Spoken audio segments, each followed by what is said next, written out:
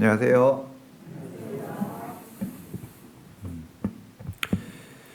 예, 아름다운 찬양 감사드립니다.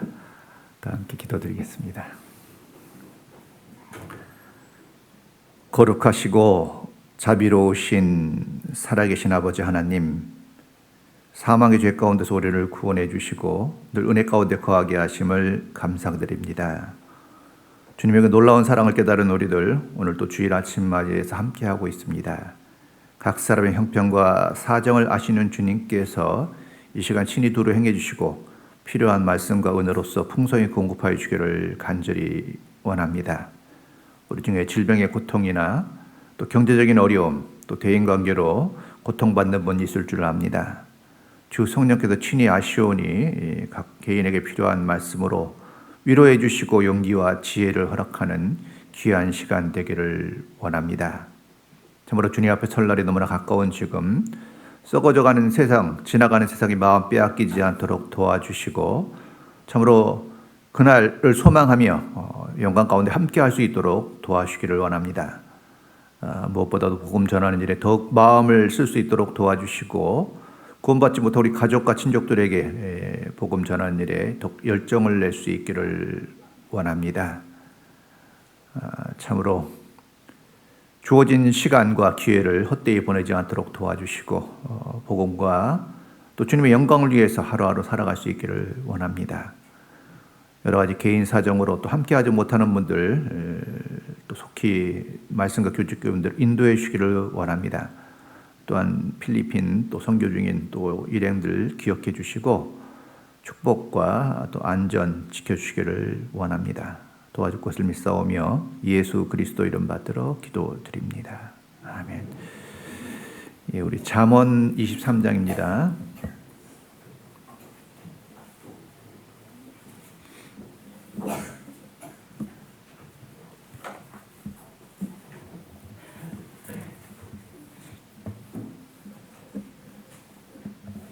잠언 23장 26절입니다.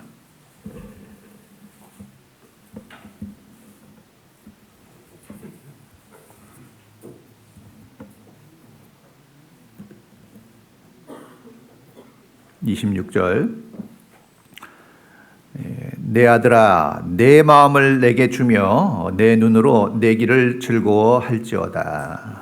예, 그건 안녕들 했어요. 예, 제가 보니까 2015년도에 안강교회를 한번 와서 말씀의 기도를 하는 기억이 있습니다. 기억 안 나시죠? 예.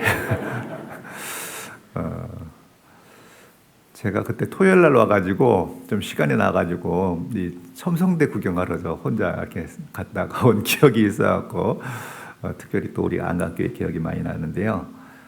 진짜 많이 성장한 것이 눈앞에 보이네요. 너무 반갑고요. 기쁘게 생각이 듭니다.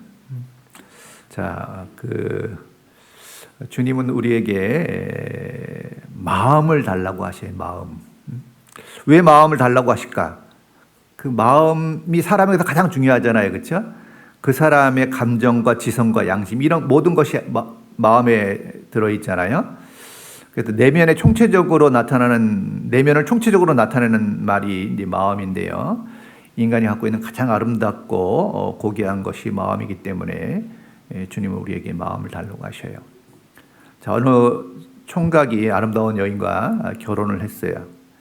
근데 그 여인이, 그 신부가 첫날 밤에 하는 말이 내가 당신한테 시집은 왔지만 사실 나는 사랑하는 사람이 따로 있습니다. 몸은 왔지만 마음은 그 사람에게 있어요. 라고 고백한다면 날벼락이겠죠. 예? 예? 아무리 이쁘고 아무리 음식을 잘하고 청소를 잘하고 빨래를 잘하더라도 마음을 두고 온 여인에게 마음을 줄 수는 없을 거예요. 사랑을 줄 수는 없을 거예요. 그렇죠? 그렇지만 혹시 반대로 음식도 못하고 빨래도 못하고 청소도 못하지만 오직 당신만을 사랑해요 하면은 어때요? 그럼 이제 사랑하면 할 수 있잖아요. 그렇죠? 그래서 이 마음이 빠진 건 이제 가식이잖아요. 가식. 왜 누구 생각나는 사람 있으세요? 지나친 공감 때문에 당황스럽습니다. 별 얘기도 아닌데. 예. 예. 그 마음이 빠진 건 아무 의미가 없죠. 사람은 외모를 보거니와 나 여호와는 중심을 보신다 그랬어요. 그래서 사람들은 먼저 외모를 보죠. 예. 우리 한강교회에도 외모가 멋진 분이 많이 계시네요. 예. 근데 외모는 오래 가지 않아요. 그렇죠? 아무리 이쁜 자매님도요. 이게 호감이 가는 건 사실일 것 같아요. 외모가 좋으면. 근데 대화를 나누고 같이 교제하다가 내면적인 모습이 잘못되어 있으면 그 외모가 별 의미가 없어요. 이쁘기만 해가지고 이제 이렇게 되는 거잖아요. 그렇죠? 예? 더 중요한 건 뭐죠? 마음이고요. 참 희한해요. 마음이 이쁘면 외모도 나중에 이쁘게 보여요. 그렇죠? 익숙해지면서 착각이 일어나나 봐요. 하여튼 마음이 중요한 건 사실이에요. 예? 자, 사람은 보면은 외모를 보고 인물을 보고 뭐 하는 사람이냐, 부자냐, 가난하냐, 집안이 어떠냐 이런 것들 많이 따지잖아요. 근데 하나님은 그런 외모가 아닌 마음의 중심을 보셔요. 자, 우리가 재물이 없고 능력이 없고 뭐 지식도 없는 사람이지만 마음이 없는 사람은 없잖아요. 그렇죠? 마음이 없는 사람 없기 때문에 주님은 우리에게 없는 걸 원하시는 것이 아니라 마음을 달라고 하시니까 마음은 드릴 수 있잖아요. 자, 근데 왜 마음을 달라고 하실까? 하나님은요, 뭐가 부족해서 달라는 게 사실 아니에요. 하나님이 달라고 하시는 것은요, 사실은 주기 위함이에요. 더 좋은 걸 주기 위해서. 오병이어의 이적 아시죠? 오병이어. 보리떡 5개와 물고기 2마리로 5천여 명을 먹이셨는데 하나님은 아무것도 없는 것에서 모든 걸 다 할 수 있는 분이에요. 그 보리떡 5개가 필요 없어요. 무에서 유를 창조할 수 있는 분이기 때문에. 그런데 왜 그렇게 하셨죠? 드려진 걸 쓰기를 원하셔요. 드려진 거.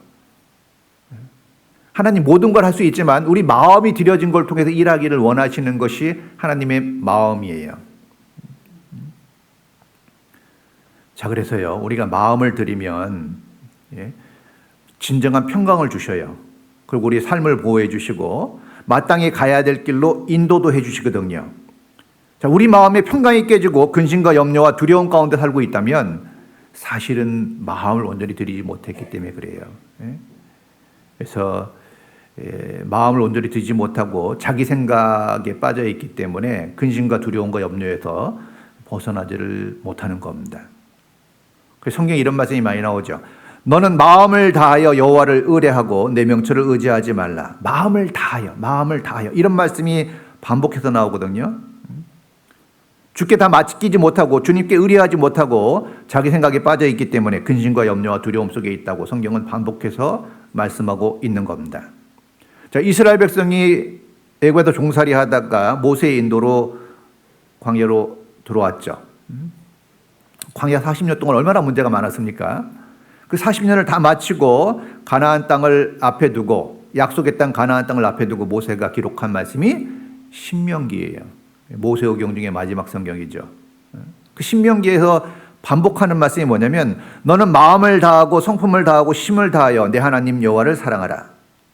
만일 마음을 다하고 성품을 다하여 그를 구하면 만나리라. 40년 광야 생활을 한 후에 가나안 땅을 앞에 두고 모세가 반복해서 한 말이 마음을 다하고 마음을 다하여. 왜 그렇게 마음을 다해서 주님을 섬기고 주님께 모든 걸 맡기라고 이야기를 반복해서 하겠어요? 광야에서 정말 많은 문제가 있었는데 그 모든 원인의 중심에 마음을 온전히 드리지 못하고 마음을 온전히 주님께 맡기지 못해서 생긴 일이기 때문에 마음을 이제 주님께 다 드리라고 말씀하고 있는 겁니다. 자, 우리도 마음을 드리죠. 근데 문제는 뭐죠? 마음의 일부분을 드리잖아요. 그렇죠? 자, 하나님은 마음을 다 달라고 하셔요. 자, 우리의 마음을 일부분 드리는 거는요, 별로 어려운 게 아니에요. 우리 강아지한테도 일부분 마음을 줄 수 있잖아요. 그렇죠? 자, 마음을 드려야 되는데 내 마음이 어디 있지? 가끔 그런 말도 하잖아요. 내 마음 나도 몰라. 그렇죠? 참 희한해요. 예. 저도 우리 자매하고 결혼하기 전에 진짜 모르겠더라고요. 사랑하는 건가 좋아하는 건가 그것도 잘 모르겠어요. 근데 제가 그 사귀는 가운데 출장을 며칠 갔었는데 갔는데 계속 생각이 나더라고요. 그래서 내가 사랑하는구나를 저는 그렇게 확인하게 됐어요. 그 마음이 없다면 눈에서 사라지면 사라져야 되잖아요. 그렇죠? 근데 눈에 안 보이는데도 계속 생각이 올라오는 거 보니까 내 마음속에 들어왔구나. 이런 생각을 하게 됐어요. 자, 우리도 우리 마음을 잘 모를 때가 있어요. 그렇죠? 자, 그런데 성경에는 저는 일반의 마음을 지으시며 저희 모든 행사를 감찰하시는도다. 그렇죠? 일반의 마음을 지으시며 그랬죠. 사람들의 마음을 지으신 분도 하나님이시고 그 마음을 어떻게 사용하는지를 주님은 다 보고 계셔요. 우리는 사실 자기 마음도 잘 모르니까 다른 사람 마음도 사실 잘 모르죠. 자, 주만 홀로 인생의 마음을 다 아심이니이다.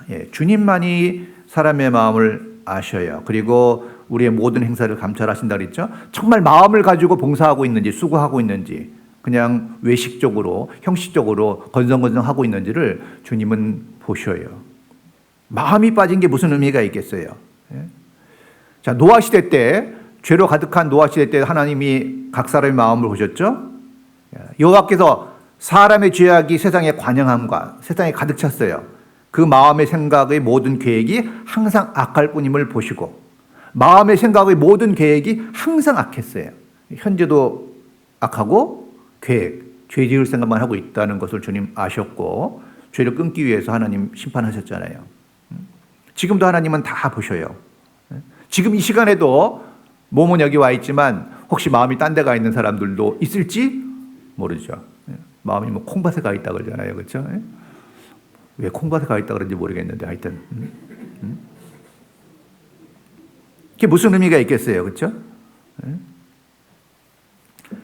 자, 우리 마음을 잘 알아야 되는데 우리 마음이 그렇게 깨끗하지 않죠. 우리 에레미야 17장 보시죠. 구약 성경 에레미야서 17장.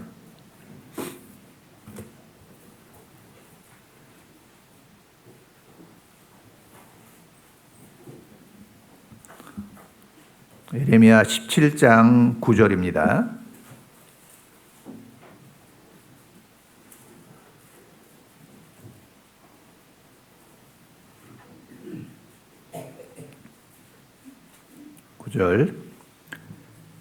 만물보다 거짓되고 심히 부패한 것은 뭐예요? 마음이라. 누가 능히 이를 알리오마는 나 여호와는 심장을 살피며 폐부를 시험하고 각각 그 행위와 그 행실대로 보응하나니 그랬죠.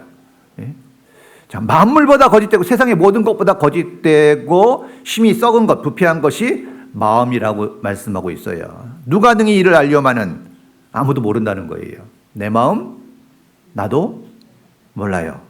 그런데 나 여호와는 심장을 살피며 폐부를 시험하고 각각 그 행위와 그 행위대로 보응하셔요.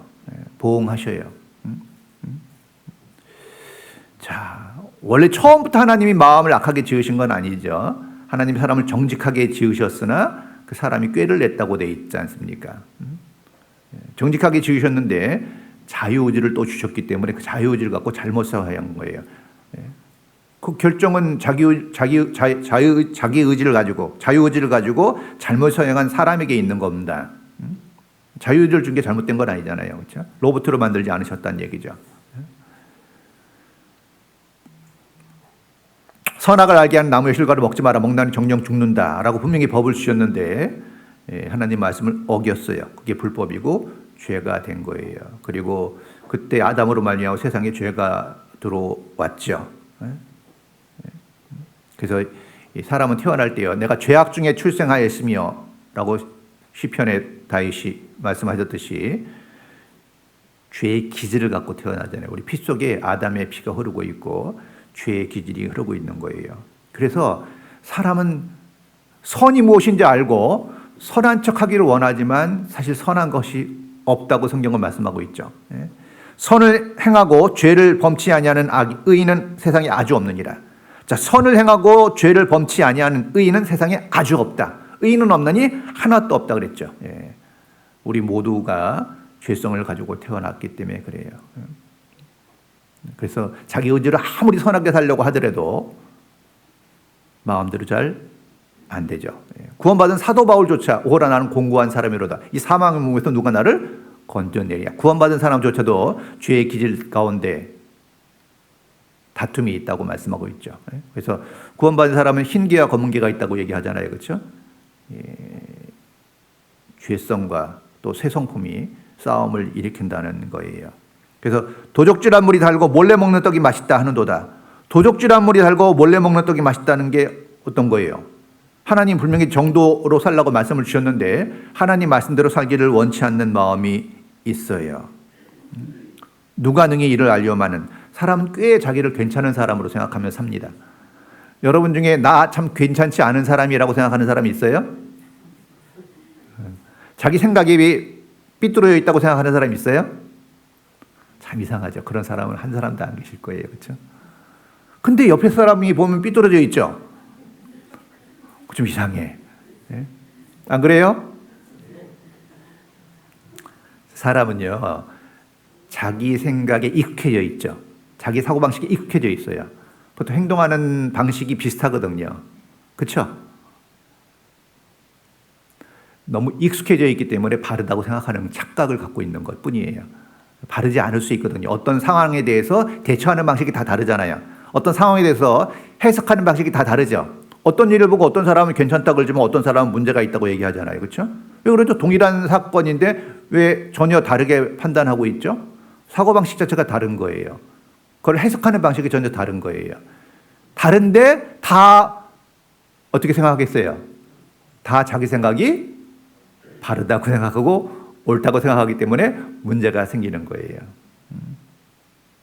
그리고 사람들은 팔은 안으로 굽는다고 자기랑 가까운 사람과 친한 사람과 영향을 받도록 돼 있어요. 그래서 객관적인 판단하는 것이 쉽지가 사실은 않은데 그럼에도 불구하고 자기는 공평한 사람이라고 생각하고 계시죠? 그러니까 그게 문제예요. 그래서 나도 틀릴 수 있다는 것을 생각하고 있으면 돼요. 우리는 어떤 일을 딱 보면 즉각적으로 판단을 하게 돼 있어요. 그렇죠? 딱 보는 순간에 생각이 다 돼버리죠? 그냥 계산서 바로 나오잖아요. 그렇죠? 근데 뭘 생각하라고 얘기하냐면요. 그 계산서가 틀릴 수도 있다는 가능성을 항상 마음에 두면 한 번 더 생각할 수 있다는 거예요. 근데 우리는 바로 판단하고 바로 말하고 바로 행동하는 경우들이 많아서 낭패 보는 일이 있죠. 잘 몰랐기 때문에. 성경에 들어온 말씀이 있죠. 지금은 너희가 알지 못하지만 후에는 알리라 이런 말씀이 있거든요. 당장 모르는 게 많아요. 우리가 왜? 완전한 정보를 갖고 있지 않기 때문에 순간적으로 자기도 모르게 그냥 판단이 되어버리는 것들은 오류가 많아요. 그 지나고 나서 당황할 때 있잖아요. 너무 급하게 말한 거예요. 그래서 평소에는 자기 마음을 잘 몰라요. 그런데 어떤 일이 딱 생겼을 때 그 일에 반응하는 자기 모습을 보면은 자기 마음을 좀 알 수 있죠. 자기는 시기심도 없고 질투도 없다고 생각할 수 있지만 실제로 어떤 상황이 되면 시기심과 질투가 올라오죠. 이 점심때가 되면 식욕이 올라오듯이 그렇죠? 상황이 되면은 죄성이 올라오는 게 사람이에요. 자, 동일한 시기에 친구랑 회사에 입사했어요. 너무 친했는데 그 친구가 자꾸 승진을 해. 마음이 좋아요? 안 좋아요? 계속 친구 관계가 유지되기는 어려워요. 사실 사람 묘하게 남 잘 되는 게 힘들어요. 그래서 자랑하시면 안 돼요. 잘된 일 자랑하면 축하해 준다고 하지만 속은 별로 안 좋거든요. 너무 자랑 심하게 하면 사람들과 자꾸 멀어져요. 실제로 그래요. 잘 나가는 사람 옆에 있으면 힘들거든요. 그렇죠? 그래서요, 어느 심리학자가 사람 마음을 연구해 본 거예요. 계속 평생 동안 관찰해 봤더니, 그리고 결론 내린 게 인간은 참 이기적이다. 자기 중심적이에요. 자기가 좋으면 다 좋고, 자기가 안 좋으면 다 안 좋다고 생각하는 경우들이 많아요. 별로 객관적이지 않다는 거예요. 그리고 탐욕적이에요. 욕심이 많고 탐심이 있죠. 그리고 비논리적이에요. 굉장히 자기는 이성적이고 논리적이라고 생각하죠. 근데 어떤 결정들을 하는 걸 보면요. 상당히 감성적으로 결정할 때가 있어요. 기분이 안 좋으면 오라도 싫어. 그렇죠? 그 인간 안 좋아. 그러면은 그 사람하고 뭐 일 같이 하고 싶어요? 나랑 안 좋은 사람이 잘 되면 좋아요, 나빠요? 예. 그게 굉장히 이기적인 생각이잖아요, 그렇죠? 예. 그러면서 어떤 생각을 하냐면 감성적으로 선택하고 그 이성을 사용해서는 합리화시킨답니다. 난 그럴 수밖에 없어. 이게 참 모순된 존재라는 거예요. 연구를 해보니까. 그거 좀 이중적이고요. 이중잣대를 가지고 있죠. 자기 자식이 한 일과 남의 자식이 한 일을 똑같이 판단하지는 않아요. 남의 자식 잘못한 건 얘기하고 다니지만 자기 자식 잘못한 건 철저한 비밀에 붙이죠. 전혀 다른 잣대를 가지고 행동하고 있는 이중적인 모습이 있다는 거예요. 그런데 그걸 스스로 고치기가 너무 어렵다는 거예요. 내가 내 마음을 정하게 하였다, 내 죄를 깨끗하게 하였다 할 자가 누구뇨? 그렇죠? 내가 내 마음을 정하게 하였다, 스스로 자기의 마음을 깨끗하게 하였다, 내 죄를 깨끗하게 하였다 할 자가 누구뇨? 그럴 수 없다 그랬거든요. 그러니까 사람은 아무리 도덕적인 교육을 받고 공부를 많이 하고 그래도 그 기본적인 속성을 버릴 수 없어요. 그러니까 잘 나가는 사람들 보세요. 권세 있는 사람들 보세요. 아무리 봐도 좀 이해 안 되는 사람이 너무나 많죠. 그 정도 배우고 그 정도 뭔가 능력이 있으면 좀 괜찮을 것 같은데 그렇지 않거든요. 그럼 어떻게 고칠 수 있을까? 내 마음을 어떻게 고칠 수 있을까? 시편 24편입니다. 시편 24편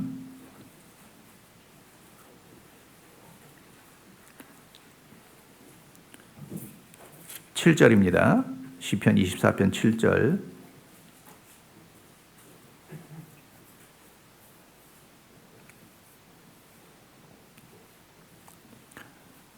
문들아 너희 머리를 들지어다. 영원한 문들아 들릴지어다. 영광의 왕이 들어가시리로다. 영광의 왕이 뉘시뇨 강하고 능한 여호와시오 전쟁에 능한 여호와시로다. 문들아 너희 머리를 들지어다. 영원한 문들아 들릴지어다. 영광의 왕이 들어가시리로다. 자, 이게 문에 대한 얘기가 나오는데 이 문이 먼저는 시온에 설치된 성소의 문을 말하고 있어요. 성소의 문을 말하고 있지만 한 발 더 나아가서 성전된 성도의 마음의 문을 가리키고 있는 거예요. 마음의 문. 마음의 문이 있죠? 네, 마음의 문이 있어요. 그래서요, 영접하는 자 곧 그 이름을 믿는 자들에게는 하나님의 자녀가 되는 권세를 주셨다. 영접이 뭐예요? 마음의 문을 열고 받아들이는 거예요. 참 마음이 근데 놀라운 게요. 참 마음은 바다보다 넓어질 수도 있지만 좁아지려면 어때요? 바늘구멍보다 좁아질 수 있는 게 사람 마음이에요. 자, 그래서 마음을 열고 주님을 영접할 때 구원을 받고 또 뭐예요? 왕으로 모실 때 우리의 삶이 변화되는 거예요. 그렇게 돼 있죠? 문들아 너희 머리를 들지어다. 영원한 문들아 들릴지어다. 영광의 왕이 들어가시로다 그랬죠.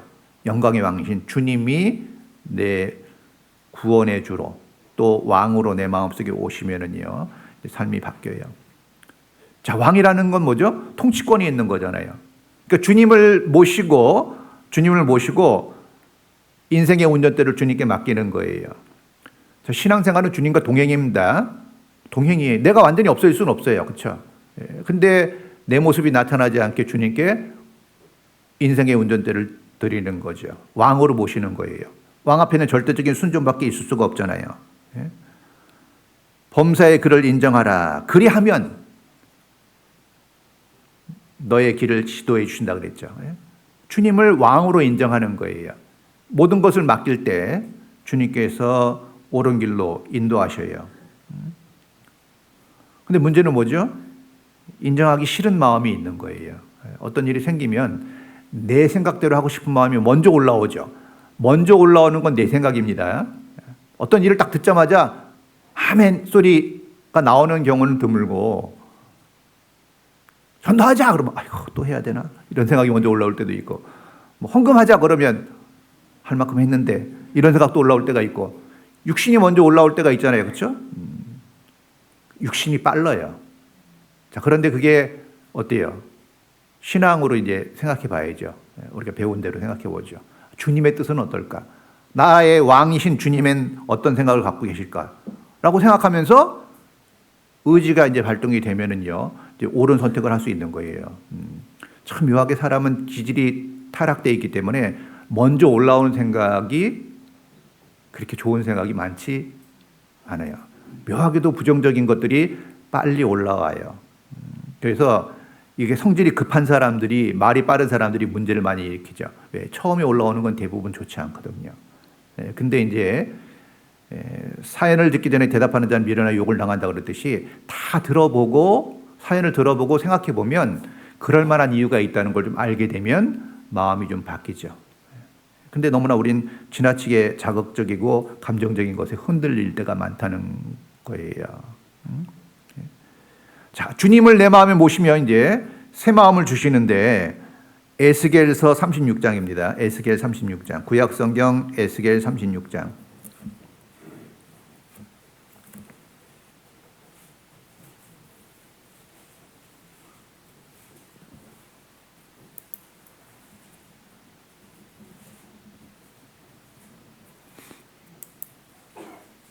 (26절입니다) 에스겔서 36장 26절.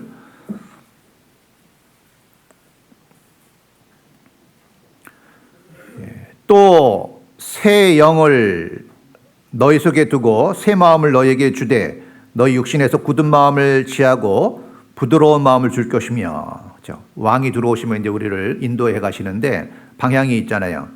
새 영을 너희 속에 두고 새 마음을 너희에게 주되 너희 육신에서 굳은 마음을 취하고 부드러운 마음을 줄 것이며 그랬죠. 그러니까 마음을 열고 복음을 받아들이고 주님을 구주로 영접하고 주와 그리스도가 되게 하셨다고 그랬잖아요. 임금 주자예요. 왕으로 모시는 거예요. 나의 구세주를. 그럼 새 마음을 주면 어때요? 묘하게도요. 주님을 더 알기를 원하고 주님 뜻대로 살기를 원하고 말씀을 사모하고 영혼 건지기를 원하고 베풀고 싶은 마음이 올라오고 교제하고 싶은 마음이 올라오고. 그렇죠? 이 파리하고 벌은 좀 멀리서 보면 비슷하게 생겼잖아요. 그렇죠? 근데 날아가는 방향성이 달라요. 파리는 어디로 날아가요? 급한 일 보러 항상 가는 화장실 쪽으로 날아가고, 벌은 어디로 가죠? 꽃을 찾아서 꿀을 쫓아가요. 그러니까 비슷한 모양으로 생겼는데 기질이 전혀 다른 거예요. 그러니까 구원받으면 마음에 향하는 쪽이요, 말씀과 교제 쪽으로 자연스럽게 향하게 돼 있어요. 근데 말은 구원을 받았다 그러는데 계속 파리 쪽으로 날아가고 희한하게 세상 쪽으로 가면은 세상 친구랑 있는 게 더 즐겁고 술자리 가는 게 더 편하고 이게 계속되는 건 좀 문제죠. 물론 신앙이 어릴 때 좀 갈등할 수 있고 왔다 갔다 할 수 있다는 건 인정하지만 그쪽이 훨씬 더 편하고 그쪽이 훨씬 더 교제가 잘 되고 전혀 이쪽에 관심이 없다면, 교회와 교제에 관심이 없다면, 형제자매들 사귀는데 관심이 없다면 이건 조금 문제예요. 끌리도록 돼 있어요. 그리고 왜 끌리죠? 이게 믿음과 소망이 같기 때문에 교제를 할수록요, 교제를 할수록 마음을 알아가면서 더 가까워지죠. 더 가까워지지 않아요? 그러면 자꾸 더 보고 싶고 마음을 나누고 싶고 그런 마음이 생기잖아요. 새로운 성품이고 새 마음이거든요. 그리고 굳은 마음, 이게 육신도 상처받으면요, 잘 치료 안 하면 굳은 살이 배기듯이 마음의 상처도 제때 치료 안 하면 굳어져요. 그러니까 세상에서 너무 심하게 산 사람, 고생하게 산 사람은 마음이 많이 굳어져 있죠. 근데 마음을 쉽게 못 여는 거예요. 그런 경우 있죠. 왜 쉽게 마음을 못 열까? 잘 따져보면 어렸을 때나 살아오면서 너무나 많이 시달리고 고통을 받아갖고요, 그 제대로 치료를 못 받아서 마음이 굳어져 있는 사람들이 있는 거예요. 주님은 부드러운 마음을 주시기를 원하죠. 그래서 성경에 보면 고기 마음이라는 표현도 있어요. 고기 마음. 고기가 부들부들하잖아요. 그렇죠? 점점 부드러워지는데 그 부드러워진 마음을 다른 번역에 보니까 너희 가슴속에 돌처럼 굳어진 마음을 드러내고 나의 마음에 공감할 줄 아는 마음을 넣어주겠다. 이 부드러운 마음이 뭐냐면 공감하는 마음이라는 표현을 쓴 게 있어요. 공감하는 마음. 공감이 뭐죠? 다른 사람의 마음을 이해하는 능력이 생기는 거예요. 사실 공감이 말은 쉽지만요, 우리가 실제로 살면 공감 잘 못합니다. 어떤 얘기 들으면 먼저 올라오는 게 판단하고 비난하는 경우들이 많아요. 의외로 그래요. 그리고 자기가 그렇게 판단하고 비난했다는 걸 잘 모르고 반복해서 사용해요. 그러니까 주변 사람들이 힘들어하는 겁니다.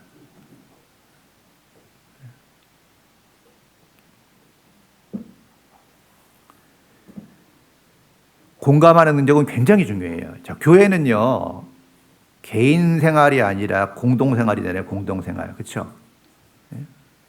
공동 생활. 공동 생활이 가장 중요한 건 다른 사람들의 마음을 읽을 수 있어야 돼요. 다시 말해서 다른 사람들의 욕구를 이해할 수 있어야 돼요. 여러분도 다 욕구가 있죠? 하고 싶은 게 있죠? 오늘 교회 와서 하고 싶은 뭔가 있을 겁니다. 그렇죠? 욕구가 나쁜 게 아니에요. 욕구가 나쁜 게 아니에요. 식욕과 성욕과 명욕이 없으면 어떻게 살아가겠어요? 그런 욕구를 지나친 게 문제지, 하나님 테두리 안에서, 하나님 정해준 거 안에서 쓰는 거는 아름다운 것이거든요. 자, 그래서요, 공감 능력, 사람의 마음을 이해하는 거, 상대방의 욕구를 이해해 주는 거, 비판이나 비난이 아니라 그 사람이 원하는 걸 잘 채워주면 그 사람과의 관계가 좋아져요. 여러분도 그렇지 않아요? 특히 이 낯선 데 가면요, 제일 먼저 찾는 곳이 어디예요? 마음 둘 곳을 찾아요. 묘하게도 마음 둘 곳을 찾아요. 마음 둘 곳 찾는다는 게 뭐예요? 자기 마음을 받아줄 사람을 찾죠. 자기 마음을 뭐예요? 이해해주고 공감해줄 사람을 찾아요. 그리고 그 사람과의 교제가 더 깊어지도록 되어 있어요. 여러분 주변에 여러분과 가깝고 보고 싶고 교제하고 싶고 나누고 싶은 사람들은 다 여러분을 공감해주고 이해해주고 지지해주는 사람일 가능성이 아주 높죠. 만날 때마다 교육하고 훈계하고 책망하고 잔소리하고 이러면 어때요? 그 사람 말이 아무리 옳더라도 가까이 하기는 어려워요. 누가 그런 정의를 잘 해놨더라고요. 잔소리를 정의해 놨는데 바른 말인데 기분 나쁘게 하는 거라고 누가 얘기했는데 딱 맞는 것 같아요. 다 맞아. 다 맞는 얘기요. 우리 친구들이 제일, 우리 중고등부 학생들이 가장 듣기 싫어하는 말 뭐겠어요? 야, 너 왜 공부 안 해? 옆집 아이는 공부 잘하던데 너 누구 닮아서 그러냐? 제발 좀 공부해라. 안 하면 이번 달 용돈 없어. 여기 뭐가 들어있는지 아세요? 일단 판단을 해요. 공부 안 하고 있다는 거. 그리고 비난해요. 왜 안 하고 있니? 비난하고 있죠. 그리고 비교해요. 이웃집과 비교해요. 그렇죠? 그리고 강요해요. 공부해. 그리고 협박도 해요. 안 하면 용돈 없어. 그리고 나서 돌아서서 마음이 좀 짠하잖아요. 내가 좀 심했나? 아니야. 어쩔 수 없어서 나는 엄마거든. 그러면서 합리화를 시켜요. 이런 대화가 의외로 많이 들어있다는 거예요. 저도 잘 몰랐는데 하는 말 중에 판단하고 비교하고 비난하고 강요하고 가끔 협박까지는 잘 안 했다고 생각하는데 가끔 협박도 할 수 있어요. 가볍게. 그리고 스스로 합리화시키죠.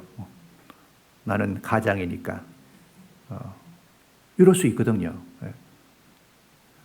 자기도 모르게 언어 습관이 들어있어서 그게 다 나가는 거예요.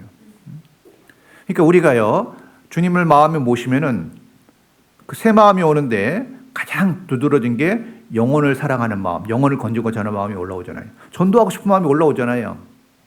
쉽진 않지만 그런 마음이 올라오죠. 정말 저 사람 구원받았으면 좋겠다는 마음이 올라오잖아요. 특히 우리 가족이나 친족들에게도 더 그렇죠. 그런데 전도하는데 가장 중요한 게 뭐겠어요?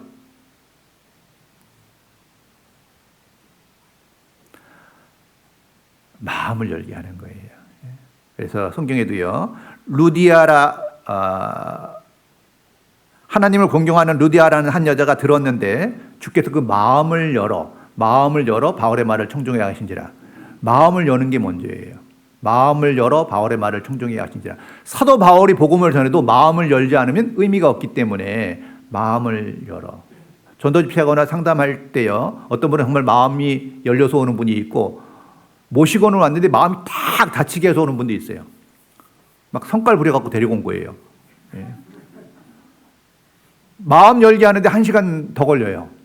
왜? 마음이 안 열리면 말씀이 1도 안 들어가거든요.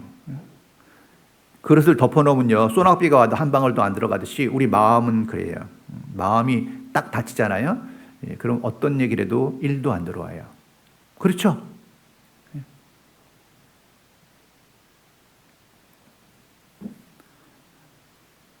마음이 닫히면 그래요. 그래서 마음을 열어야 되는데 어떻게 하면 마음을 열 수 있겠어요? 마음에는 문이 있어요.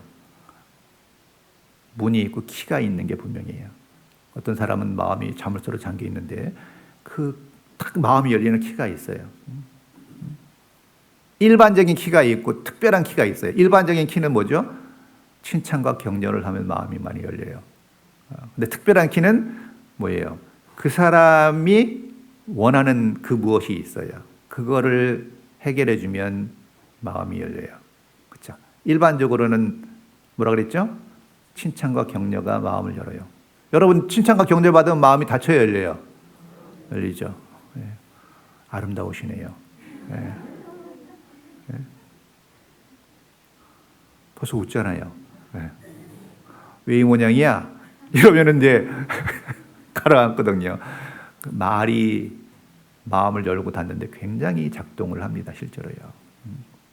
따뜻한 말 한마디가 마음을 열어요. 올량한 혀는 생명나무라는 말씀도 있잖아요. 그렇죠? 따뜻한 말 한마디가 마음을 여는 거예요. 그러면 이제 대접받고자 하는 대로 대접하라 그랬으니까요. 내가 언제 마음이 열렸는가를 잘 생각해 보시면 상대방의 마음을 여는데도 작동이 되는 거예요. 그래서 주로 어느 때 마음이 열리냐? 환영해 주면 마음이 많이 열려요. 오늘 새로 그 교회 이렇게 오시면 만나면 많이 환영들 해 주세요. 안녕하세요, 자매님. 오늘 멋지시네요. 예, 예, 예. 그렇죠? 뭔가 변화가 있잖아요, 그렇죠? 오늘 스타일이 장난이 아니네요, 그렇죠? 예. 뭔가 있어요, 변화가. 관심이거든요. 예.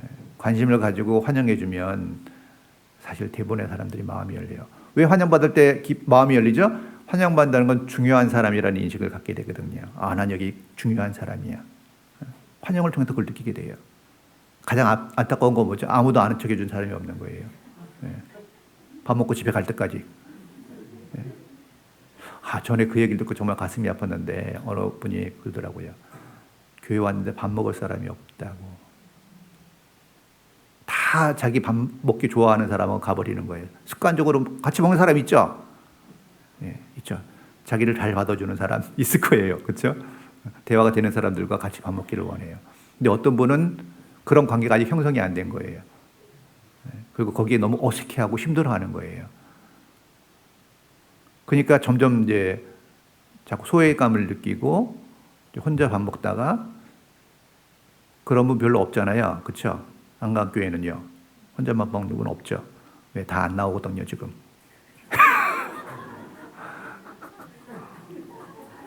그런 과정을 거쳐서 사라질 수 있다는 거예요. 그러니까 돌아본다는 게 쉽지 않은 거예요. 한두 번 돼서 되는 게 아니라 같이 이렇게 함께 할 수 있어야 되는데 좀 시간이 걸리고 일방적으로 또 잘 안 되기 때문에 그래요.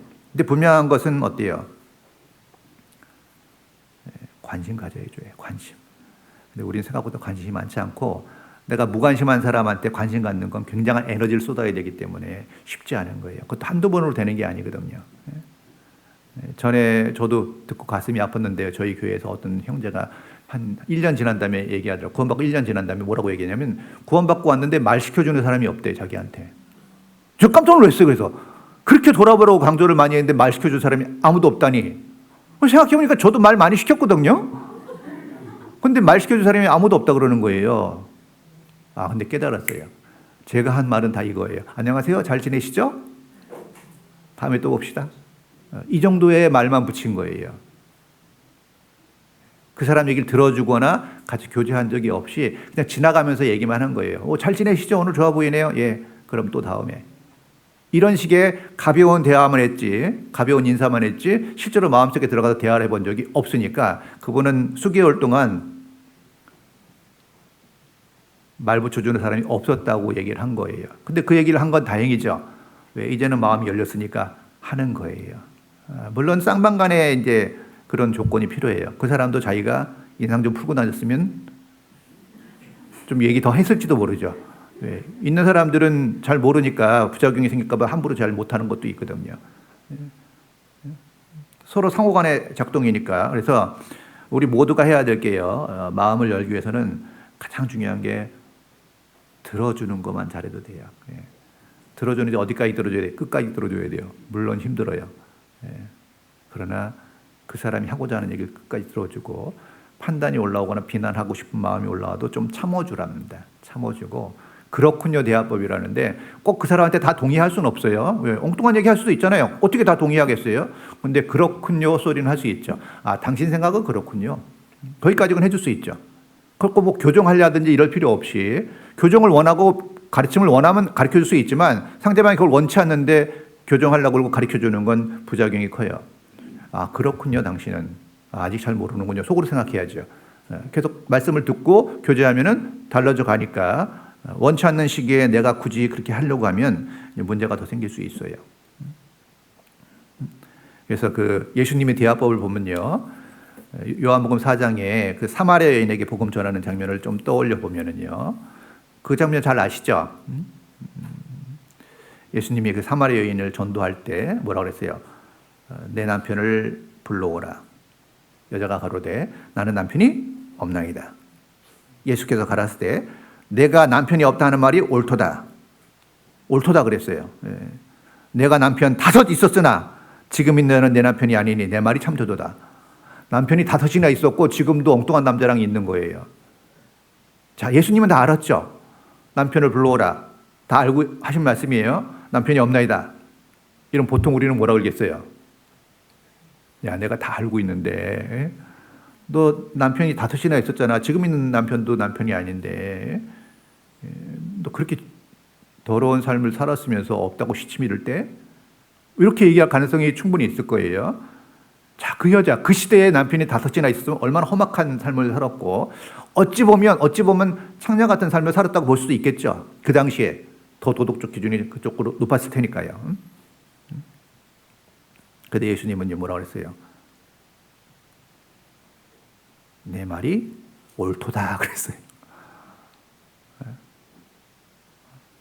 내가 남편 5 있었으나 지금 있는 내 남편이 아니니 내 말이 참되도다. 옳도다, 참되도다. 그 여인이 한번 생각해 보세요. 그렇게 남편이 많게 살았으면요, 사람들로부터 지지를 받거나 호응을 받거나 격려를 받은 일은 별로 없었을 거예요. 인정받지 못하는 인생이었겠죠. 근데 예수님은 뭐라고 그랬어요? 그 비난받을 일, 남편이 5이나 있었던 비난받은 일을 위로해주는 쪽으로 초점을 맞췄죠. 옳도다. 아마 그 여인은 옳도다, 참되도다 소리 못 듣고 살았을 거예요. 비난받는데 익숙했겠죠. 그런데 내 말이 옳도다. 내 말이 참되도다. 남편 없다는 말이 어떻게 보면 맞고 어떻게 보면 틀리죠. 어떻게 보면 완전 거짓말이에요. 남편 많이 있었고 지금도 살고 있는 사람이 있으니까. 근데 어떤 측면에서 보면 어때요? 정말 행복을 위해서 남편을 갈고 갈았지만 아직도 진정한 남편을 못 만났구나. 얼마나 힘들었니?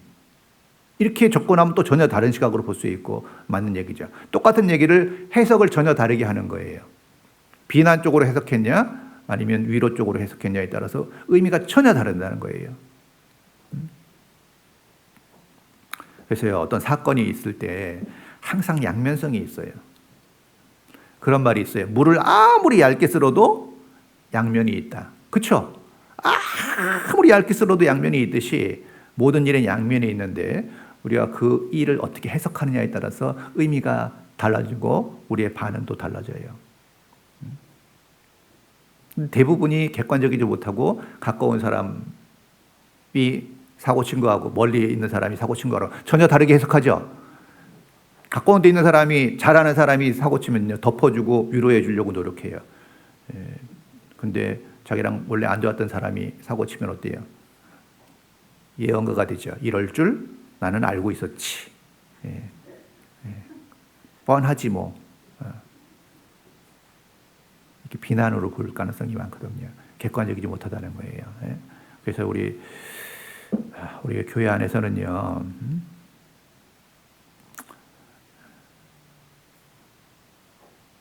긍정적인 쪽으로 주님의 마음으로 보는 게 필요하겠죠.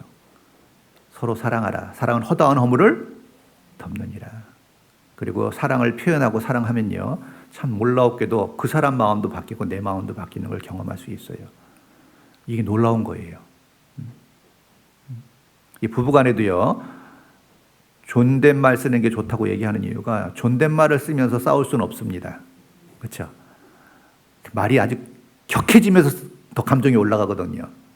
유순한 대답은 분노를 쉬게 하는 능력이 있기 때문에, 자기 말이 자기한테 가장 크게 작동이 되기 때문에, 영향을 주기 때문에요.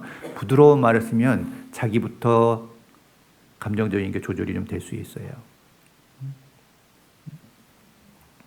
그래서 그 여인이요, 그 예수님이 자기 마음을 옳고 참되게 받아주고 위로해 주시니까 정말 자기 마음을 알아줬잖아요. 그렇죠? 아, 내가 왜 이렇게 남편이 많았냐? 나 정말 잘 살아보고 행복하고 싶었어. 근데 뭐 여러 가지 이유가 있었겠지만 그걸 인정해 줬잖아요. 그렇죠? 상대방의 입장을 이해해 주고 공감해 주는 게 필요하다는 거예요.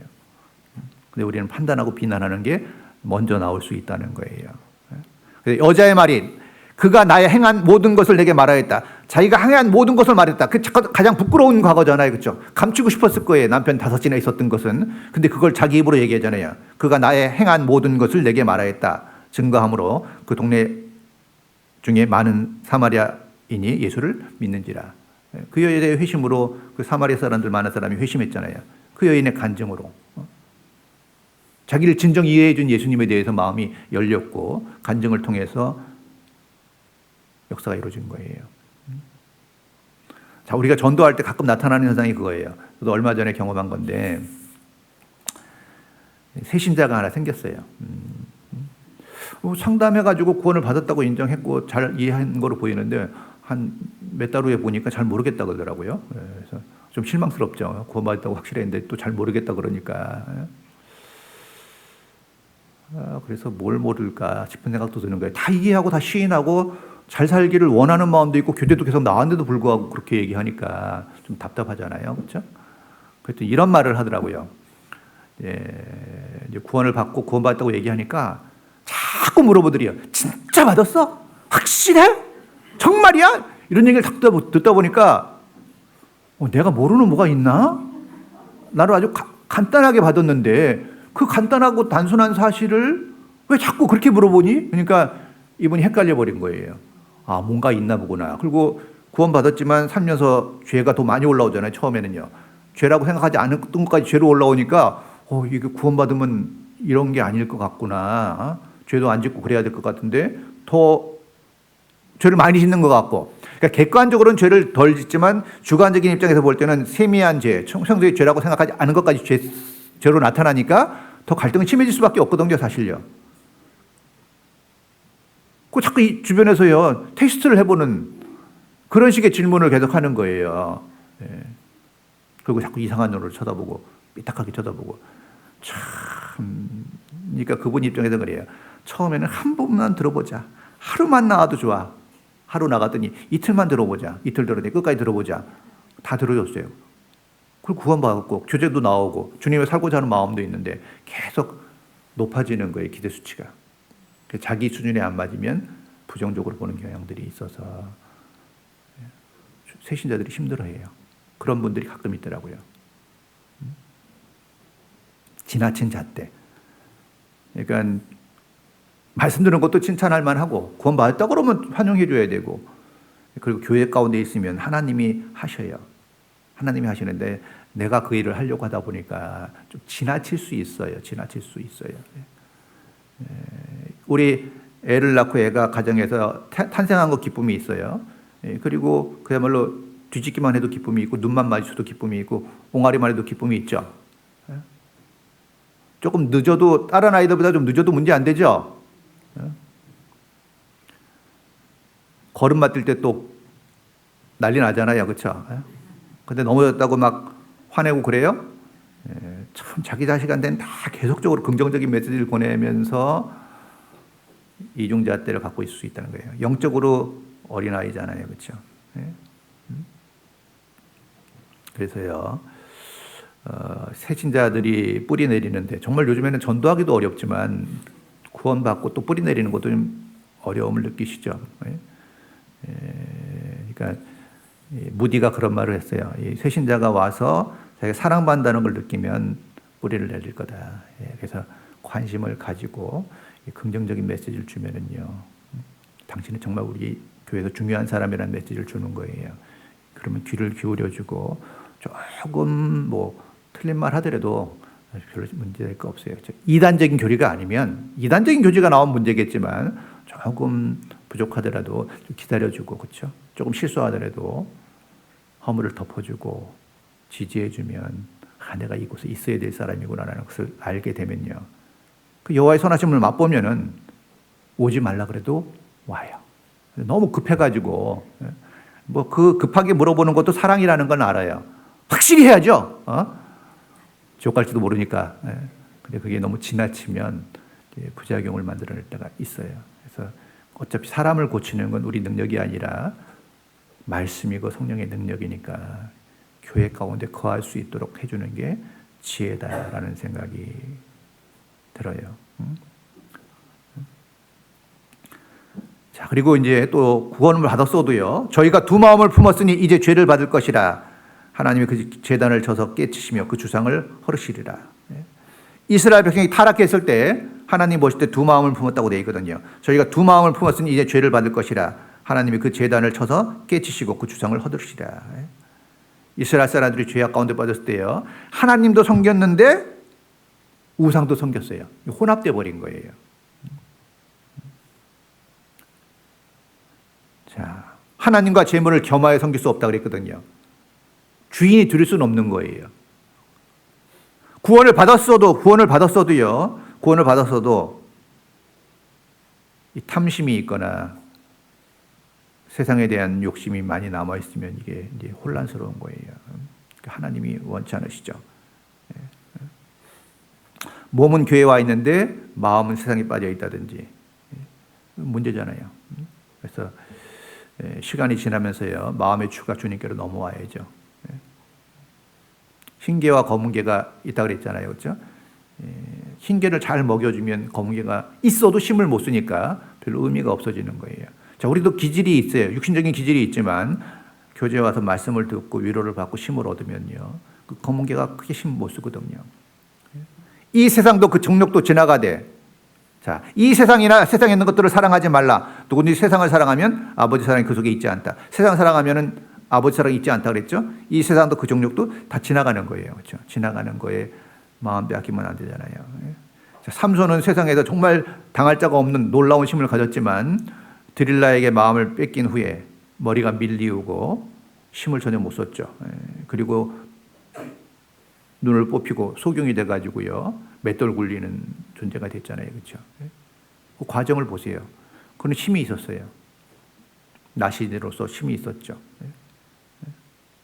그런데 마음을 빼앗겼어요, 여인에게.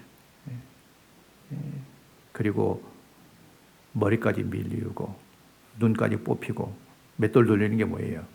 계속 제자리 돌아가잖아요, 그렇죠? 먹고 사는 일, 그거밖에 없어요, 오로지. 혹시 구원받은 사람이 그렇게 된다면요, 마음을 세상에 빼앗기고 분별할 수 있는 눈도 사라지고, 그렇죠? 오로지 먹고 사는 일 때문에 계속 그 자리에 돌고 있다면 주님 보실 때 안타깝겠죠. 근데 삼손은 그래도 죽을 때 회심을 했잖아요, 그렇죠? 살아있을 때 죽인 사람보다 죽을 때 그 기둥을 쓰러뜨림으로 말미암아 더 많은 사람을 죽였다고 되어 있죠. 우리도 주님 앞에 서기 전에요, 잘못된 삶이 있다면 돌아가야죠. 사도행전 8장입니다. 신약성경 사도행전 8장.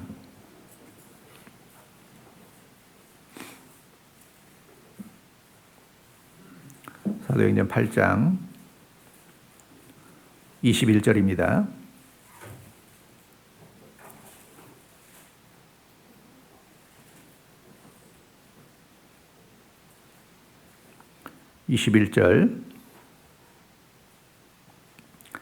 하나님 앞에서 내 마음이 바르지 못하니 이 도에는 내가 관계도 없고 분깃될 것도 없느니라. 그러므로 너의 이 악함을 회개하고 주께 기도하라. 혹 마음에 품은 것을 사하여 주시리라. 이 말씀은요, 이 마술사 시몬이라는 사람이 사도들이 안수함으로 성령 받는 것을 보고 돈을 주고 그 능력을 살려고 했어요. 그래서 이제 책망받는 장면이잖아요. 자, 하나님 앞에 내 마음이 바르지 못하니. 하나님 앞에. 기준은 하나님이에요. 그렇죠? 자기 기준이 아니에요. 자기가 바르다고 생각한다고 바른 게 아니에요. 아까 말씀드렸죠. 너무 익숙해가지고 잘못됐음에도 불구하고 우리는 잘못된 기준을 갖고 있어서 잘 모른다는 거예요. 하나님 앞에, 말씀 앞에 바르지 못하니. 좌로 우로 치우치지 말라 그랬죠? 말씀대로 가는 것이 종로로 가는 거예요. 각기 제 길로 가는 게 문제잖아요. 자기 생각대로 사는 것이 문제죠. 정말 내 마음이 바른지. 그래서 우리가 말씀 시간에요. 교훈과 책망과 바르게 함과 의로 거룩하게 유익하다. 왜 우리 마음이 바르지 못해서 자꾸 옆길로 가려고 하는 의지가 있기 때문에 우리가 말씀을 통해서 계속 붙잡아 주는 거죠. 교훈과 마땅히 믿어야 될 교리가 있어요. 알아야 될 내용이 있죠. 책망이 있어요. 잘 못 사는 거에 대한 책망이 있잖아요. 설교 들으면서 책망이 전혀 없다면 다 남 얘기로 듣기 때문에 그렇습니다. 책망과 바르게 함과 그랬죠. 구부러진 마음을 바르게 함과 의로 거룩하게 유익하니까 말씀을 그냥 배우는 게 아니라 자기 삶 속에 적용시키고 실제로 말씀을 듣고 나를 풍요롭게 만들고 좋은 선택을 해나갈 수 있는 그게 돼야 될 거 아니에요. 좀 변화가 있어야 될 거 아니에요. 그렇죠? 오직 너희는 그리스도 복음에 합당하게 생활하라. 이 바르지 못한 마음이 뭐예요? 늘 불평하는 마음이나 원망하는 마음, 부정적인 마음. 이게 습관적으로 나올 수 있어요. 언어 습관적으로. 그래서 우리가 좀 쓰는 말 중에도요, 좀 이렇게 그런 얘기를 하더라고요. 이렇게 좀 의미가 있어요. 왜 그래?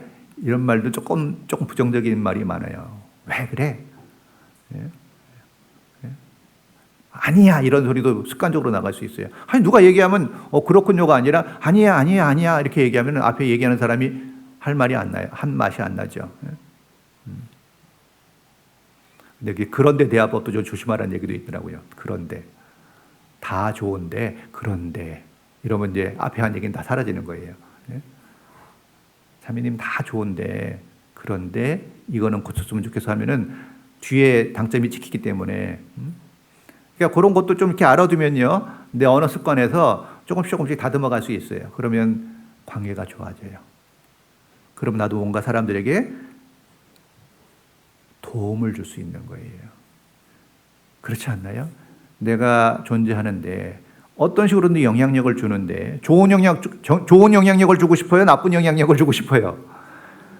100% 좋은 영향력을 주고 싶어요. 우리는 마음속에 다 어떤 생각이 있냐면 우리 가운데 나는 어떤 사람일까에 대해서 관심이 있죠.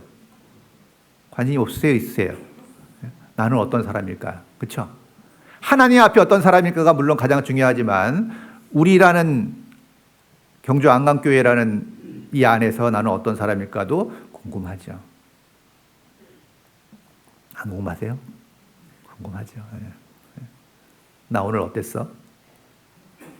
이런 말은 안 하지만 있어요. 우리 구역장님들 구역 모임하고 나서 가끔 생각 들지 않나요? 오늘 나 진행 어땠어? 그러면 아내 되는 분은 좀 격려해야 되는데 오늘 최악이었어. 이러면 이제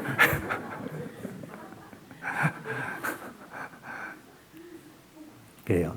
만약에 혹시 그런 날은 없겠지만 오늘 최악이었다라고 판단이 됐다면 이렇게 얘기해야 돼요. 1시간 반이나 2시간 하시죠. 구역 모임 1시간 반, 2시간 정도 하실 때 진행하면서 했던 한 가지라도 좋은 게 있으면 그걸 먼저 얘기하는 게 좋아요. 그리고 상당한 위로가 될 수 있겠죠. 그리고 다음에 모임 하기 전에 살짝 얘기해 주면 좋아요.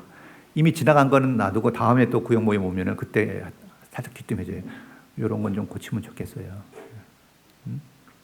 그러면 이제 기회가 있으니까 잘할 거 아니에요. 그럼 그 다음에 이제 오늘 너무 좋았다고 한마디 해주면 부부관계도 좋아지죠. 저 음식을 짜게 해도 용서가 되잖아요. 근데 작은 차이인데 상당히 다른 결과를 만들어내기도 합니다. 선한 말은 꿀송이 같아도 마음이 달고 뼈에 양액이 된다. 그래서 이 남편들은요 칭찬에 약해요. 칭찬이 목마른 겁니다. 남자들은 그렇게 만들어졌어요. 그러니까 남자들은 업적을 칭찬해 주는 걸 좋아해요. 업적. 자기가 평생에 이룬 업적. 근데 여자들이 제일 힘들어하는 게 그 업적을 찾는 거예요.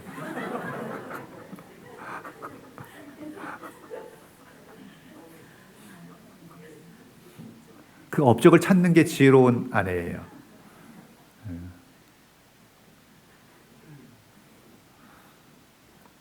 그 작은 거나 큰 거나 상관없어요. 정말 작은 거라도 해주는 자체가 있으면 칭찬해야 되는데, 이제 잘 칭찬보다는 더 교훈을 많이 하죠, 아내들이. 그렇죠? 더 잘 만들기 위해서, 더 잘하게 하기 위해서. 근데 작은 변화가 큰 결과물을 만들어낼 때가 많이 있어요.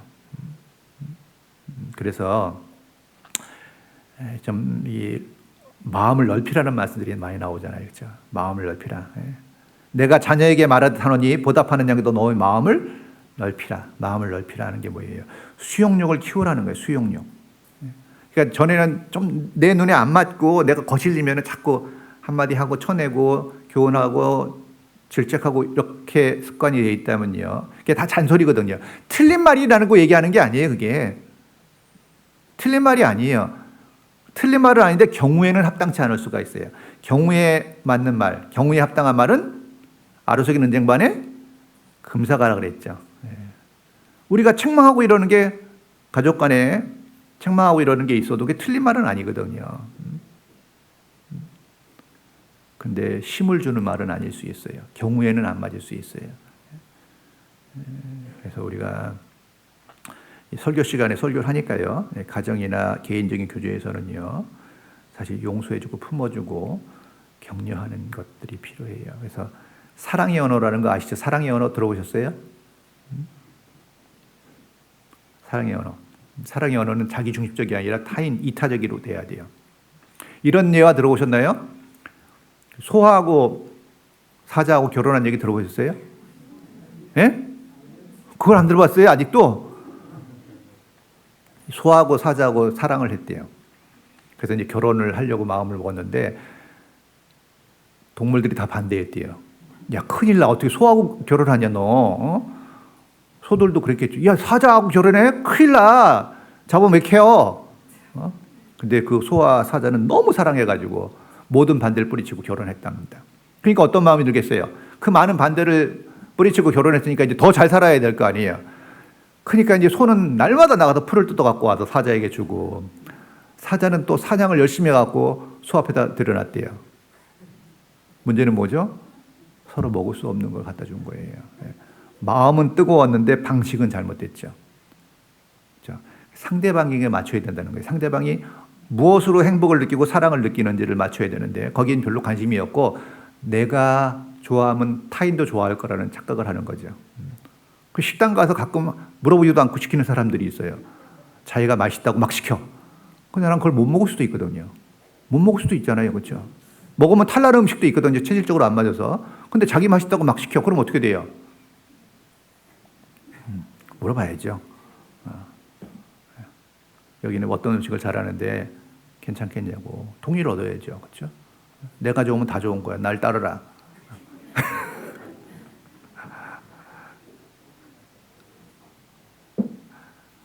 그래서 우리가요, 좀 마음을 넓히고, 마음을 넓힌다는 게 뭐예요? 사랑으로 받아들이는데 그 사랑에 가장 먼저 우리가 생각해야 되고 용서하는 마음. 그래서 베드로가 예수님께 물었잖아요. 몇 번이나 용서해 주리이까? 7번까지 가리이까? 예수님 뭐라 그랬어요? 70번씩 7번이라도 할지니라. 그래서 우리는 공동생활이고 관계가 있는데 서운한 일들이 조금씩 있을 수 있어요. 그렇죠? 나한테 서운한 사람들이 있죠. 서운하게 한 사람들이 있죠. 예? 근데 사람은 은혜 받은 건 금방 잊어버리고요. 서운하게 한 건 꽤 오래 갑니다. 참 이상해요. 받은 건 금방 잊어버리고 잃은 거를 오래 생각해요. 제가 전에 재밌는 경험을 한번 했는데 스스로의 마음을 알아볼 수 있는 전도인 수련회를 갔는데 가끔 그래요. 샘플용이나 이런 거로 홍보용으로 이렇게 좀 뭘 줄 때가 있는데 그날 갔는데 화장품 뭐 이런 거를 크림 종류나 이런 거를 10개씩 줬어요. 전도인한테. 약간 샘플용이긴 했지만 10개씩 줬어요. 얼마나 좋아요. 그렇죠? 너무 좋았어요. 받을 때. 역시 공짜는 좋아요. 그렇죠? 예. 근데 집에 와서 보니까 9개네. 10개를 받았는데 얼마나 속이 상하든지요. 받은 9개는 너무 당연한 게 이미 돼버렸고 마음의 초점이 9개에 가는 게 아니라 71개에 초점이 맞춰지더라고요. 그냥 마음이 그렇게 느껴졌어요. 9개는 너무나 자연스러운 거예요. 당연히 내가 받을 걸 받은 것 같고 하나는 너무나 억울한 거예요. 이놈의 게 어디 갔지? 가장 소중해 보이고 그게 갑자기. 예? 지나고 나면 별게 아닌데 그 당시에는 그런 생각이 올라오는 걸 보고 저도 놀랐어요. 마음이 이렇게 작동을 하는구나. 제 의지랑은 상관없이 그냥 마음에서 작동이 되는 거예요. 저만 나쁜 마음이 아니에요. 예. 그렇게 작동이 돼요. 사람 마음은요. 예. 그러니까 이제 생각을 해야죠. 받은 게 9개라는 걸 생각을 해야지 잃은 거에 하나 맞으면 불행해지는 겁니다. 계속 삶이. 예. 범사에 감사하라. 주님이 우리에게 주신 게 너무나 많은데 따져보면 너무나 많은데 우리는 아쉬운 거에 자꾸 초점이 맞춰지는 거예요. 없는 거에 초점이 맞춰져요. 왜? 자꾸 비교해보고. 안경교회도 정말 대단한 교회인데 거기에 자긍심을 느끼고 힘을 가져야죠. 자꾸 없는 것만 얘기한다고 달라질 건 별로 없습니다.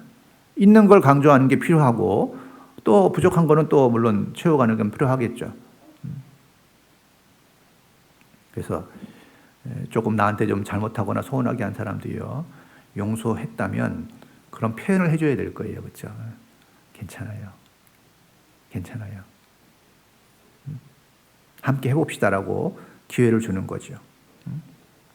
그리고 노하기를 더디하는 자는 용사보다 낫고 자기 마음을 다스리는 자는 성을 빼앗는 자보다 나으니라. 자, 노하기를 더디하라 그랬죠. 이 분노는 시간이 지나면 가라앉아요. 시간이 지나면. 그래서 분노가 확 올라왔을 때는요. 전화하거나 말하거나 이러는 건 조심하셔야 돼요. 아무리 옳은 말도 감정이 섞여서 나가면 듣기 힘듭니다. 그래서 노하기를 더디하라 그랬죠. 왜 더디하라 그랬을까요? 약간 시간이 지나면 가라앉아요. 그리고 이성적인 판단, 신앙적인 판단을 할 수 있거든요. 근데 이제 올라왔을 때 화를 내면은 이제 문제가 되죠. 그래서 분을 내어도 죄를 짓지 말며 그랬죠. 분이 올라오는 거는 그건 어쩔 수 없는 일입니다. 분까지 안 올라오게 하는 건 불가능해요. 우리 금욕이 아니라 절제이기 때문에 올라오는 것은 인정하죠. 인정해요. 그래서 자기 마음을 다스리라 그랬죠. 자기 마음을 다스리는 자는 성을 빼앗는 자보다 나으니라. 어떻게 다스리죠? 기다리는 거예요. 시간을 가져보는 거예요. 어떤 일이 분노가 올라왔을 때도요. 시간을 가져보면 그 사람 입장에서는 그럴 수 있었겠다. 그리고 우리가 분노가 올라올 때 뭐죠? 사실 개인화됐을 때 분노가 올라오죠. 어떤 사람이 사고 쳤다고 막 분노가 올라오는 것보다는 나한테 사고 쳤을 때 분노가 올라오잖아요. 그렇죠? 나를 무시했거나 나를 경멸히 여겼거나 나를 존중하지 않거나 이럴 때 분노가 올라오잖아요. 그렇죠? 그런데 약간 쉬어보면 나를 무시한 건 아니구나 이런 생각이 들 때도 많이 있어요. 오해도 많이 있거든요. 그리고 또 내가 그런 빌미를 줬을 가능성도 있으니까 다각적으로 생각해 보면은 좀 이해가 될 수 있다는 겁니다. 그래서 그런 말이 있잖아요. 역지사지란 말 아시죠? 다른 사람 입장에서 생각해 보는 거예요. 그러면 그럴만 했어라는 생각이 들 때가 많이 있어요. 내 기준으로 봤을 때 문제가 됐지만 그 사람 입장에서 봤을 때는 그럴 수 있었겠다. 이런 생각이 들면은 좀 마음이 넓어지잖아요. 그럼 인정할 수 있는 거예요. 그리고 사실 위로까지 또 해줄 수 있어요. 그런 마음을 한번 가져보세요. 자, 그 모든 것이 이제 자기를 절제하는 것부터 시작돼요. 감정적인 절제, 욕구도 절제. 타인의 입장을 생각하니까. 그래서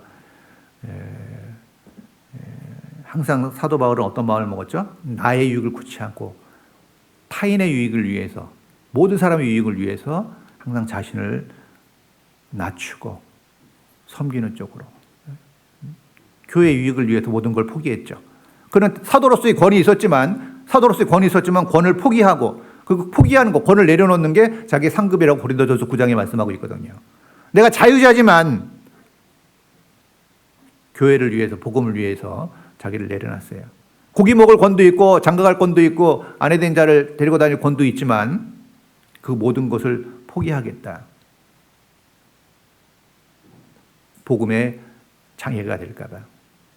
내가 옳다 할지라도 복음에 장애가 된다면 잠깐 멈춰서는 것이 필요할 때가 있어요. 그래서 성경에는요, 시비 가리지 말라는 뜻이 나오죠. 시비 가리지 말라. 다툼의 시작은 방축에서 물이 새는 것과 같은즉 싸움이 일어나기 전에 시비를 그칠지니라. 여러분 좀 억울한 일 당하면 어떤 마음이 올라와요? 시비를 가리고 싶죠?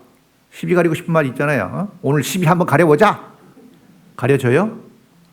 시비는 안 가려져요. 더 방어막을 쳐요. 사람 코너에 몰리면 더 방어막을 쳐요. 쥐도 고양이한테 몰리잖아요, 코너에. 그리고 쥐가 어떻게 하는지 알아요? 코너에 몰리잖아요, 고양이한테 쥐가. 고양이 코를 문답니다. 시비를 가려갖고 너무 코너에 몰잖아요. 네가 잘못했잖아 라고 막 시인 받으려고 너무나 지나치게 몰아버리면요, 코를 물릴 수가 있어요. 그런 일이 있을걸요. 예. 사람들은 뭔가 자기가 옳다고 생각하면 상대방을 코너에 몰아가지고 시인을 받으려고 하고 완전히 무너뜨리려고 하는 마음이 있어요. 근데 그렇게 하는 건 지혜가 아니에요. 코를 물려요. 시비 가리지 말라고 했어요. 시비 가리는 건 주님이 있고, 원수 갚는 것도 주님이 해주셔요. 우리가 할 건 뭐죠? 수용하고 받아들이는 거예요.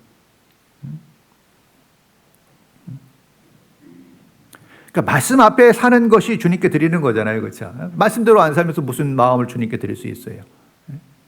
무릇 지킬 만한 것보다 내 마음을 지키라 그랬잖아요. 마음을 세상에 뺏기고 욕심에 뺏기고 잘못된 길로 가고 있다면 그 마음을 주님께 어떻게 드릴 수 있겠어요? 그래서 우리 교회에서 중요한 게요, 주님께 받은 사랑을 나누는 거잖아요. 그렇죠? 그 성도에게 하는 게, 작은 소자에게 하는 게 곧 주님께 하는 거라고 말씀도 있죠. 그래서 우리가요, 서로 받아야 돼요. 그런데 계속 마음은 좀 다듬어 가야 되는데, 여러 가지 다른 교훈에 끌리지 말라. 마음은 은혜로서 굳게 함이 아름답고 그랬죠. 마음을 어떻게 잘 추스려 갈 수 있죠? 여러 가지 다른 교훈에 끌리지 말라. 마음은 은혜로서 굳게 함이 아름답고 식물로 할 것이 아니니. 은혜로 아름답게 하는 게 뭡니까?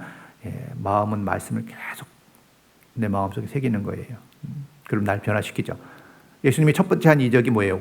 가나 혼인잔치에서 이적을 행하셨는데, 그 혼인잔치에서 뭐가 떨어졌죠?